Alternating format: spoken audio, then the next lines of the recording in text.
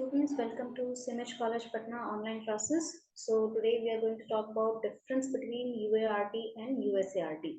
Last two videos मैंने आपको specifically USART और UART का definition, उसका working, उसके advantage, disadvantage, ये सारी चीजों को describe करते हुए बनाया है. So if any of you have missed out those videos, kindly refer to that videos. मैं आपको description में उन दोनों का link दे दूंगी. आप उनको बिल्कुल रेफर करिए, उसके बाद ही आपको समझ में आएगा कि इन दोनों के बीच का डिफरेंस क्या है. आप अगर वर्किंग समझ रहे हैं, उसके एडवांटेजेस समझ रहे हैं, डिसएडवांटेज समझ रहे हैं, तो ऑब्वियस सी बात है कि इन सब चीज़ों को जानने के बाद आप कम से कम 4 से 5 डिफरेंस तो अपने आप ही लिख लोगे. But there are certain things जो कि स्पेसिफिकली अगर आप मेंशन करते हैं, अगर आपको स्पेसिफिक क्वेश्चन पूछा जा रहा है कि यूएसएआरटी और यूएआरटी का डिफरेंस बताया जाए, स्पेशली अगर वो लॉन्ग टर्म आंसर है, तो उसके लिए कम से कम आपको 8 से 9 पॉइंट्स तो लिखना जरूरी है. Describing obviously the examples are always present there, तो एग्जाम्पल को एक्सक्लूड करते हुए हमें 8 से 9 पॉइंट्स चाहिए उनको डिफरेंशिएट करने के लिए. तो इन दिस वीडियो हम प्रॉपर फोकस कर रहे हैं डिफरेंस पे यूएआरटी और यूएसआरटी. तो लेट्स स्टार्ट. पहला पॉइंट हमारा है about USART that it is half duplex mode. Half duplex mode का मतलब ये है कि एक बार में आपका जो रिसीवर ट्रांसमीटर है, दैट मीन्स अगर आपका जो रिसीविंग और ट्रांसमिटिंग मोड होता है, डिवाइसेस के बीच का कम्युनिकेशन हो रहा है, तो उसमें एक डिवाइस जो है आपका रिसीवर रहेगा, एक डिवाइस आपका ट्रांसमीटर रहेगा. दोनों साथ में नहीं हो सकता, यानी कि एक ट्रांसमिट करेगा तो दूसरे को रिसीव करना ही पड़ेगा. दोनों रिसीव और ट्रांसमिट साथ में नहीं कर सकते हैं. यही डिफरेंस जो है यूएआरटी में होता है. यूएआरटी में आपका फुल डुप्लेक्स मोड ट्रांसमिशन होता है, यानी कि दोनों साथ में ही ट्रांसमिट और रिसीव कर सकते हैं. क्लियर. सेकेंड डिफरेंस है आपका स्पीड ऑफ यूएसएआरटी जो है वो ऑब्वियसली ज्यादा है, क्योंकि यूएसएआरटी में हम लोग सारी चीजें पहले से ही फॉर्मेट करके रखते हैं, हम उसको पहले ही कंपोजिशन में डाल के रखते हैं. तो जब हम ट्रांसमिट कर रहे होते हैं तो ट्रांसमिटिंग में ज्यादा टाइम नहीं लगता है. यही यूएआरटी में हमें कोई भी फॉर्मेटिंग नहीं करनी होती है. डेटा को हम डायरेक्टली सेंड कर रहे हैं, रिसीव कर रहे हैं, तो उसकी वजह से उस कंपैरेटिवली यूएसएआरटी से ज्यादा समय लगता है, क्योंकि सिक्योरिटी के साथ डेटा को ट्रांसमिट करना होता है और डेटा लॉस ना हो इस चीज का भी ध्यान रखना होता है. Third point is to use data signal as well as clock work.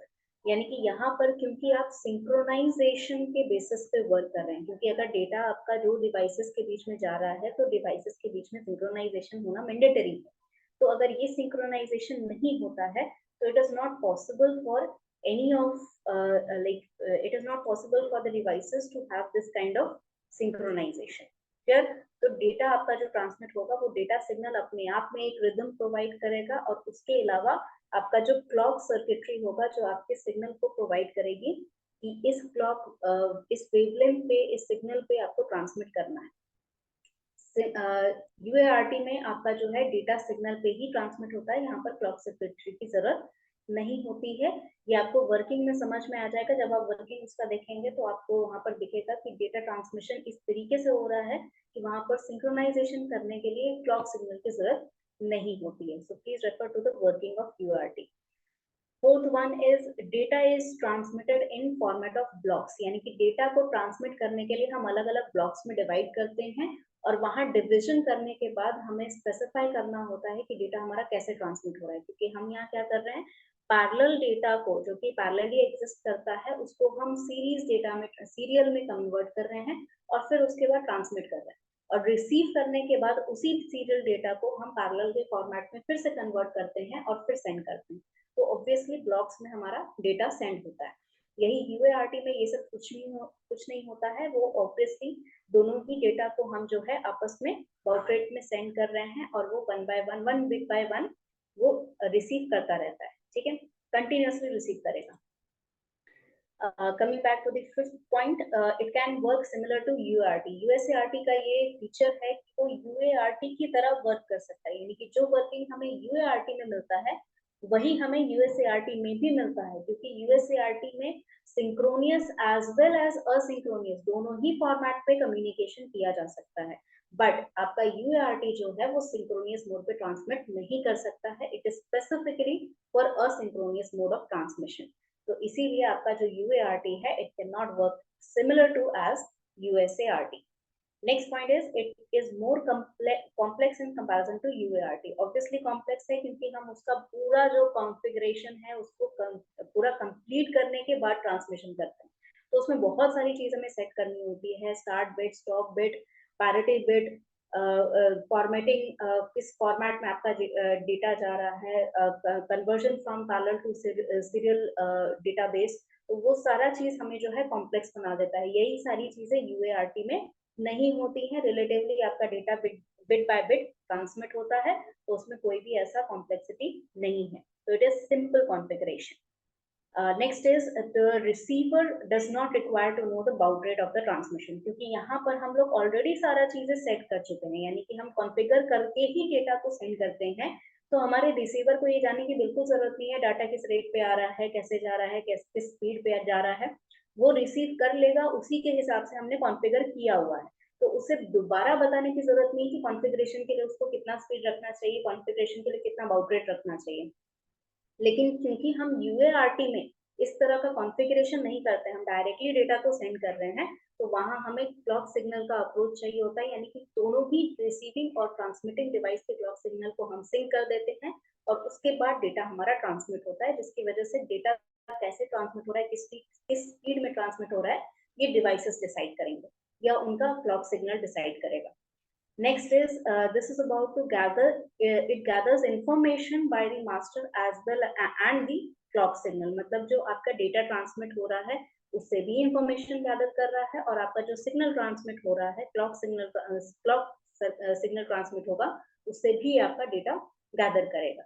और यहाँ पर आपका जो रिसिपेंट है उसको जो है बाउट रेट बताना पड़ता है बिफोर गैदरिंग द इंफॉर्मेशन, यानी कि बिफोर हमारा जो डेटा है वो ट्रांसमिट किया जाए या रिसीव किया जाए, उससे पहले बाउट रेट हमें सेट करना होता है, ताकि हमारा जो speed of data transmission and receiving है वो सेम रहे, ताकि डेटा को, जैसे डिवाइसेस को मैंने कहा जो सिंक करना है, सिंक करने का मतलब कि दोनों ही रिसीवर और ट्रांसमीटर डिवाइस जो है हमारे, उनको हमें सेम बाउट रेट पे लाना है, ताकि जिस रेट पे मेरा डेटा ट्रांसमिट हो रहा है सेम रेट पे मेरा डेटा रिसीव भी हो, ताकि डेटा हमारा लॉस ना हो जाए या डेटा में कोई भी एरर ना आ जाए. Clear? Last one is that data is transmitted at a definite rate. Data obviously क्योंकि कॉन्फ़िगर कर चुके हैं हम ऑलरेडी, तो उसको जो है सेम रेट पे ही हमें सेंड करना होगा, हम उसे चेंज नहीं कर सकते हैं. हमने एक बार अगर कॉन्फ़िगरेशन कर लिया कि मेरा डेटा जो है इसी रेट पे ट्रांसमिट होगा, तो ऑब्वियस सी बात है कि अगर हम चेंज करते हैं तो रिसीवर को बहुत दिक्कत आएगी ये समझने में कि डेटा किस स्पीड में आ रहा है और कितना डेटा आ रहा है, किस फॉर्मेट में आ रहा है. जब हम ऑलरेडी ये सारी चीजें कॉन्फ़िगर कर चुके हैं तो हम बीच में इसको चेंज नहीं कर सकते.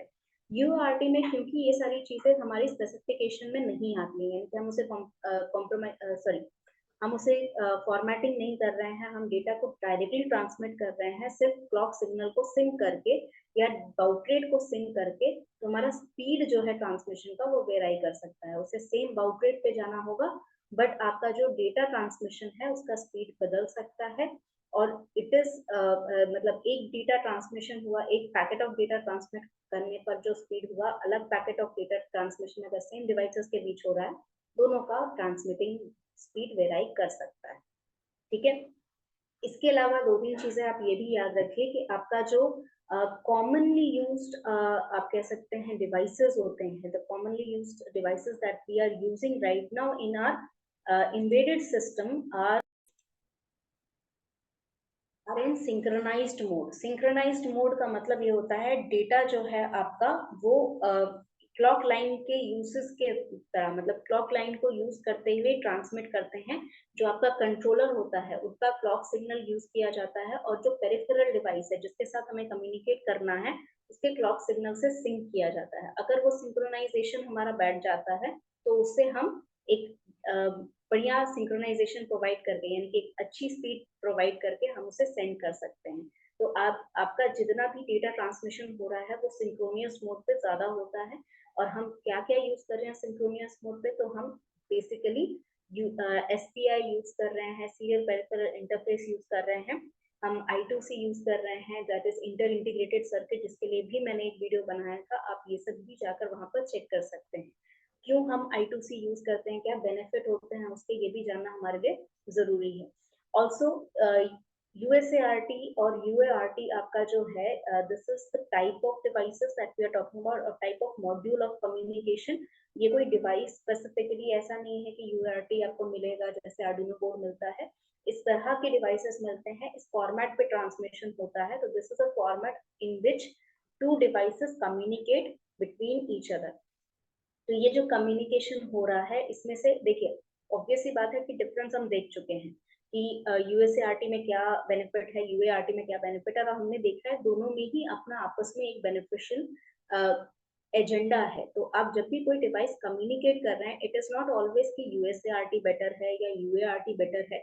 आपको ये जानना होगा कि आपकी ट्रांसमिशन का पर्पस क्या है और आप किन डिवाइसेस के बीच में ट्रांसमिशन कर रहे हैं। दैट मीन्स आप सेंसर आर्डिनो बोर्ड के बीच में ट्रांसमिशन कर रहे हैं, सेंसर टू एक्चुएटर ट्रांसमिट कर रहे हैं, sensor to controller, controller to actuator जा रहा है। तो किस भी तरह का डिवाइस हम यूज कर रहे हैं, कैसे यूज कर रहे हैं, किस तरह का कनेक्शन हमने यूज किया है, इन सब चीजों पे डिपेंड करता है कि हमें USART वाला ट्रांसमिशन चाहिए या UART वाला ट्रांसमिशन चाहिए।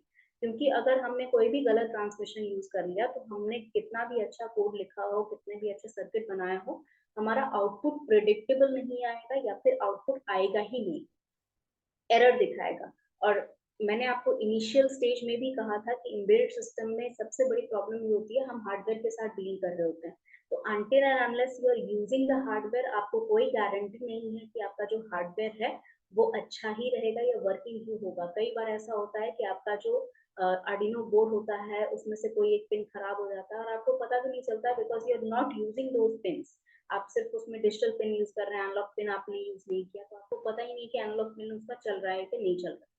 Also, there are always like high chances of damages, so always keep your circuit as small as you can. जितना छोटा आप रखना चाहते हैं सर्किट को, उतना छोटा आप रखिए। अगर आप वायरिंग कनेक्ट कर रहे हैं तो आप प्रॉपर जंपर वायर यूज करें, जहाँ पर सॉर्टिंग एंड स्लॉटिंग होता है, ताकि आपको जो है कनेक्शन करने में आसानी रहे। लूज वायर यूज मत करना। लूज वायर का कनेक्शन आपको जो है सॉर्ट करना पड़ेगा, फिर उसके बाद शोल्डरिंग करनी पड़ेगी। It is a messy business, so it is better to actually use jumper wires. अगर कहीं जंपर वायर नहीं यूज हो रहा है तो आप उसमें ब्रेडबोर्ड यूज कर लीजिए, ब्रेडबोर्ड के थ्रू उसको कनेक्ट करिए ताकि आपका जंपर वायर उसमें कनेक्ट किया जा सके।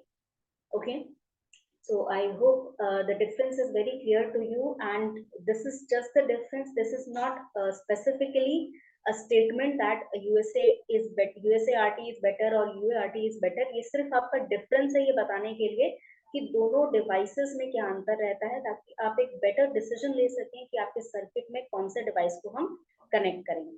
Okay, so if you have any questions, please write it in the comment section so that I can address it into the next video. Thank you so much.